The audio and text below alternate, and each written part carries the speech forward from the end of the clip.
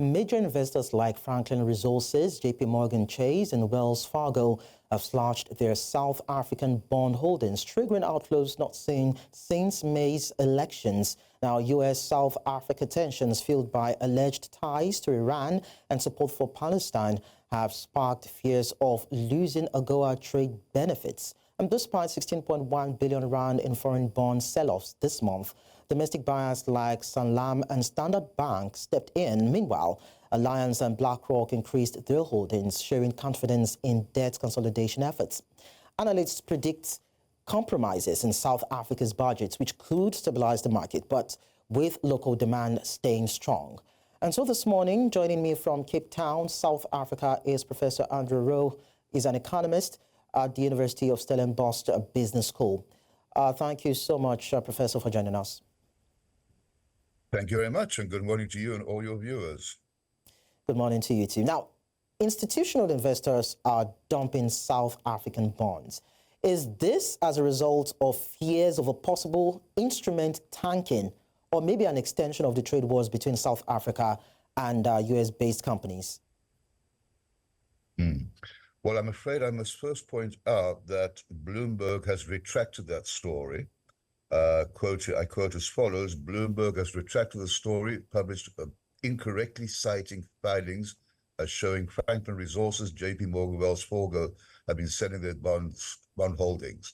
The reporting did not meet Bloomberg's editorial standards. We regret the error, says Bloomberg. So that means that the figures quoted may not be accurate. The story might not be accurate. Nonetheless, it's still worthwhile talking about and reflecting upon the perception held about South Africa overseas. Now, I would argue the perception is perhaps blurred and flawed, but nonetheless, as you pointed out in your introduction, we have the combination of tariffs possibly being imposed on South Africa. We have the very possibility of the AGOA benefits being withdrawn. Now, that will affect about $3.8 billion worth of exports, SA exports to America, which is close to 45% of our total exports. That will be a major blow to our economy, which, as you know, is already growing at a very slow rate. Then over above that, of course, we have the recent situation regarding the expelling of South Africa's ambassador in the USA, having reportedly made some statements which Mr. Trump found offensive, so we don't have an ambassador there. And naturally, as I think I'm seeing now on your slide, the budget. The budget has gone through two sittings, as it were, still not been approved. If it's not approved, then it's back to the drawing board again, and that creates even more uncertainty. So the combination of global uncertainty, in any case, with some South African-specific issues, makes it possible that investors might get a bit nervous, a little bit uncertain, and they might decide to sell off some of their government bonds. All right. Well, aside the fact that Bloomberg might have, or of course, has actually retracted on that particular statement, there were other news publication outlets that did pick up the story.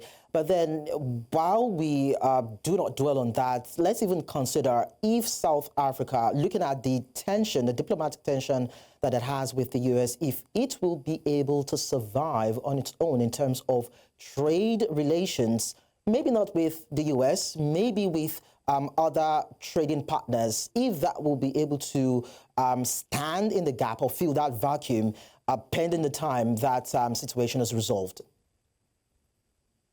Yes, I think we will be able to survive. I mean, America is no longer our biggest trade partner, and actually that is China by far, both in terms of exports and imports. And the Western Europe is combined as a very big trade partner. Excuse me. It would be unfortunate, however, nonetheless, to lose a part of our revenue earned from exports through America. We won't lose all of it. I mean, the fact that we might be withdrawn from AGOA doesn't mean to say that suddenly they'll stop buying our goods. Our goods will just be more expensive for Americans. So no, I don't think it'll be the end of the world. It won't be a train smash, as we say, but it will unfortunately come at a point where this economy is in any case struggling to grow beyond 1%.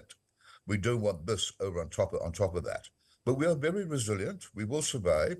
In terms of being able to borrow money overseas by selling bonds, as you pointed out in your intro, yes, certainly there's a possibility that some funds have decided to sell off their bonds, but others have decided, presumably, by all accounts, to actually raise their stake in SA bonds. So you must remember that through thick and thin, for the last number of decades, South Africa has never defaulted on its government debt and never failed to pay its interest. So we've actually built up amongst seasoned, I would say, players in the market, a good reputation of never defaulting, never failing to pay interest. And by the way, the interest we offer on government bonds is obviously very attractive. So for many investors, they see this as being a kind of a win-win situation. Investing in bonds is liquid, which means if you do get nervous, you can withdraw very quickly. But at the same time, as long as you have those bonds, you're earning 7, 8, 9% interest, which beats most countries in the world. So as I said, it's a win-win situation for investors. And therefore, I don't see us failing to be able to borrow the shortfall on the budget. All right, understood. Let's still look at the issue around AGOA. I mean, we're talking about $3.6 billion in exports to the U.S.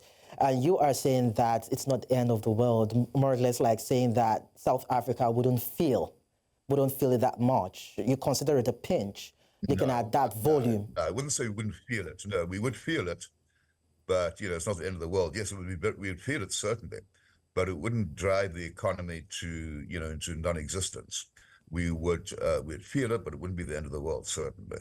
All right. But then which industries do you think might actually suffer the most if AGOA is finally, lost? I mean, let's look at the export losses and the industries that will be affected. Yeah, it's probably mainly from the agricultural field and perhaps mining. But we export most of our agricultural produce to Europe in any case, and more to China. Mining, we export a lot to China. America's no longer our biggest destination for fruit and vegetables and other agricultural produce, nor for minerals for that matter.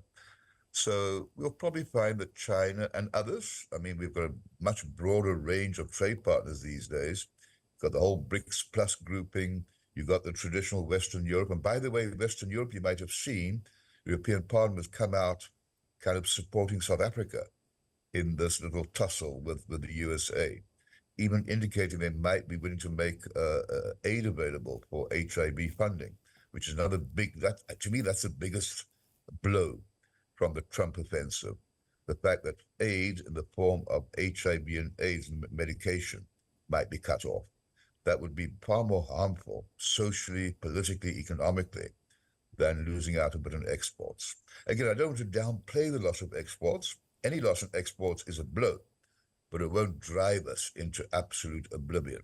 I want to stress that the loss of aid related to PEPFAR, the financing of HIV and AIDS medication, would be a huge one.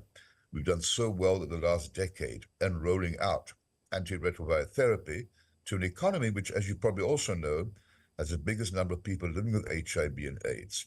And a large percentage is now able to access well-working HIV therapy with huge success. If that were to be cut off, thousands and thousands of lives might be at peril. But as I say, European Union has hinted that they might be willing to step into that gap. Okay. So it's just making for more and more interesting international dynamics between various countries and allies and former allies and new allies and interesting relationships. Well, all right, let's now go back to the issue around the bonds now. About 16.1 billion rand in bonds, according to reports, have been offloaded this month. So can there be a show of resilience even with Allianz and BlackRock increasing their holdings regardless? Yes, you must bear in mind that the bulk of our bonds are bought in any case by domestic funds. Probably not much more than 20 to 25% historically has been lent abroad. So as mentioned in that article, and as we know now, the article might not be entirely accurate, but some local investors such as Standard Bank, Investec or 91 have remained big buyers of government bonds, which is expressing their confidence, actually, in the economy going forward. In the recent bond issue, I read somewhere that it was oversubscribed by a factor of 4. So for every 1 million rands worth of bonds that were put in the market, there was a 4 million rand demand, as it were. So this is also suggesting that there's still a fairly healthy appetite for SA government bonds. Perhaps not so much in the future from America, but certainly internationally elsewhere, and South Africa. I must stress that. The bulk of our bonds are sold to South African investment houses or pension funds and provident funds. All right, Professor Andre, you talked earlier about the fact that South Africa has never defaulted on its debt payments and interests. I'd like to find out, does it mean that South Africa is in the clear to actually probably borrow more or look at raising other instruments to actually finance its various projects? Yeah, look, our main instrument is government bonds with different terms of maturity, of course. But I mean, obviously, there's another dimension here, and that is our government debt is very high. We don't want to see that government debt rising as a percent of GDP to beyond 75%. So this is a different layer to the conversation. It's one thing to be able to say we can borrow money. It's another thing saying, do we want to borrow money as a government? And the answer is probably not. We overextended, as it were, as it is. And as we saw again in the last budget speech, around about 20% of total government spending goes towards debt servicing, paying interest. That's far too high. That must be brought down. So in the last budget speech, the minister has shown us, as pointed out, he wants a fiscal anchor, but that means in this context, it's having a positive primary balance. In other words, the difference between government revenue through taxes and government spending, excluding interest, is positive. It is already positive. He wants that gap to get bigger. That's his way, that's the ministry's way of achieving a stabilization of government debt. So as I said, it's one thing being able to say we might be able to borrow money. We probably will be. We'd have to pay high interest rates, of course, but we don't want to because it's already too high and we're already paying, the interest bill is already too high. Okay, well, that would actually mean that it's a bit of a challenge for, revenue generation for the country and, of course, economy when you look at what needs to be done to improve on that indices. But then, is there an opportunity for South Africa to probably pivot towards strengthening economic ties with BRICS, with the EU, with China, one of the countries you mentioned? Now that we're seeing that the U.S. might not be soft pedaling on the tensions or the sanctions that is actually, meting out to South Africa. Yes, I mean, I'm almost tempted to say that one needs to read the news every couple of hours to catch up on the latest thing that Donald Trump has said. But certainly for a number of years, we have in any case been adopting a multilateral kind of approach. If you go back 30 or 40 years, we would typically say our major friends, our major trading partners were probably the USA, Western Europe, and maybe Japan. These days, it's all of those plus many others. You mentioned BRICS. Obviously, we're one of the first 5 members of BRICS. Brazil, Russia, India, China being the others, and a few more joined. We've got to be careful there because naturally one of Donald Trump's problems with South Africa is that some of our BRICS friends are his enemies. And he's almost kind of saying, South Africa, our enemies' friends are also our enemies. But we have our own pathway. We're attempting these multilateral agreements. We don't have all our eggs in one basket, as it were. It helps to spread the risk, as it were. And I think that's the way we're going. I mean, that is the way we've been going for some time.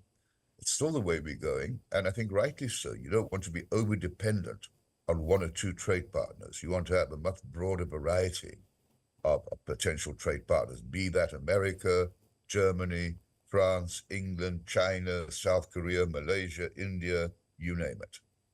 All right. That I think is important. Of course, of course. Now let's look at it from this angle. I mean, we see that there's been a rejection of the tax bill, tax hike by the finance minister. Looking at the government coalition, and a lot needs to be done to improve on revenue for the country. But then if we look at the domestic investors like Sanlam and Standard Bank, do you think that they will be able to stabilize the bond market for South Africa, or would you consider it just a temporary buffer? Because, of course, we need that bit of stability if we're looking at raising the required revenue to drive, of course, government plans. Yeah, look, I mean, for the latest budget, version 2, which is probably close to being accepted, reduce the proposed VAT tax hike from 2 percentage points to half a percentage point. It's still controversial, but it's much better than 2 percentage points. It didn't provide any further tax relief. In fact, although it kept personal income tax rates unchanged, it does not allow for the effect of fiscal drag. So effectively, personal income taxpayers will be paying a bit more tax. There was no increase in the corporate tax rate. They don't want to deter foreign investment or local investment. The so-called sin taxes went up. It always happens. What is unfortunate, what is discouraging, is that there's still a gap between tax revenue and spending. And it's unfortunate that they're trying to reduce the gap by raising tax revenue and not by actually reducing government spending. If anything, government spending is rising at a higher rate than inflation. That's unfortunate. One would have hoped from a pure economic sense point of view that there would have been attempts made to lower government spending and not put all the burden on raising tax revenue. Having said that, our Commissioner of Revenue has also pointed out there's up to 800 billion rands worth of tax that is slipping through the net because of poor collection or inefficiencies. Now, that all by itself would solve all the problems, but it does need investment in human capacity. So to put it all together, I don't think there'll be a problem in financing the deficit. As I mentioned earlier, you just mentioned that a lot of it will be bought by local investors. They're more than willing to do that, earning good returns. The big challenge is not to raise the deficit and not to have a situation towards the end of the year, the tax year, where that budget deficit is going to be even higher than currently budgeted for. Therein lies a big concern. So a number of concerns. One is that government is not cutting back on spending. It's relying upon tax revenue to plug the gap. Secondly, another concern is that in his budgeting, the minister's forecast for growth rate around about 1.8% for this year. It might be less than that, with all this uncertainty all over the planet and here at home. 1.8% might be too optimistic, which means that the tax base might not grow at 1.8%, which means the tax revenue collected organically might be lower than anticipated. The other concern, of course, is the budget still has to be approved by Parliament. Now, my view, and that of quite a few other people, is that we're going through an interesting situation whereby the members of the Government of National Unity, the different party members, are not agreeing with one another. And for some people that could make you nervous. I would argue that it's actually potentially a sign of a healthy situation, a sign of a maturing democracy, where you don't just have coalition members who rubber stamp the decisions made by the majority party, that we're having debate and healthy debate. To me, that's not a bad thing. And I get the sense that many international investors share this view. They're kind of saying, okay, so South Africa, you've got a GNU, which is less than a year old. We weren't quite sure whether it would work. It might still not work, but we are encouraged by the fact that the GNU and the members are questioning each other, not just rubber stamping decisions. So we're all holding fingers, crossing fingers, holding thumbs that this budget story will be resolved. I'm sure it will be, maybe a bit more tweaking here and there, but I'm sure that generally it will be resolved.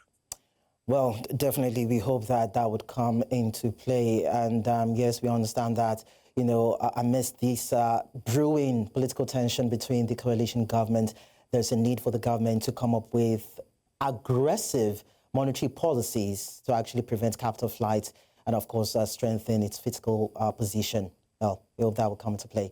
Professor Andrew Roux, economist at the University of Stellenbosch Business School, thank you so much for your time on the show.